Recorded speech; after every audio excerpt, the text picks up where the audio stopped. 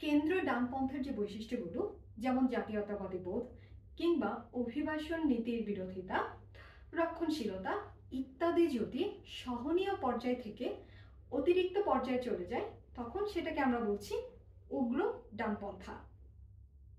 এখন অতিরিক্ত কিছুই তো ভালো না। উগ্র ডানপন্থা নীতি আসলে কি ডেকে আনতে পারে? তার উত্তর হলো বিশ্বযুদ্ধ। জার্মানি এবং হিটলার ও তার নাৎসি বাহিনী নিজেদেরকে মনে করত যে তারা পৃথিবীর শ্রেষ্ঠ। জার্মান জাতির জন্ম হয়েছে পৃথিবীর অন্যান্য দেশকে ডমিনেট করার জন্য, এবং এই গৌরব অর্জন করার জন্য তারা যুদ্ধ করতেও রাজি ছিল।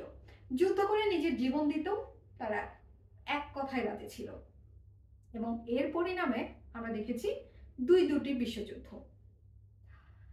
এখন কথা হলো যে পৃথিবীর অনেক দেশে, বিশেষ করে ইউরোপে, এখনো এই ফার রাইট বা উগ্র ডানপন্থা দল বেশ জনপ্রিয়। যেমন ধরুন ফ্রান্সে কিন্তু উগ্র ডানপন্থা দলগুলো জনপ্রিয়। ইউরোপের অন্যান্য কান্ট্রি যেমন ইটালিতেও জনপ্রিয়। এখন সেসব দেশে জাতিবিদ্বেষ অনেক বেশি। যেমন ধরুন ফ্রান্সে যদি কোনো একটি মুসলিম মেয়ে হিজাব পরে হাঁটে, তার উপর কিন্তু অ্যাটাক হতে পারে। কিংবা আমরা দেখেছি যে আমাদের মহানবী হজরত মোহাম্মদ সাল্লাল্লাহু সাল্লামের ব্যঙ্গচিত্র করে একজন কার্টুনিস্ট একটি ছবি ফ্রান্সে কিন্তু বের করেছিলেন। এছাড়া ইউরোপের অনেক কান্ট্রিতেই কিন্তু আমরা দেখি যে কোরআন শরীফ পর্যন্ত পুড়িয়ে ফেলা হয়।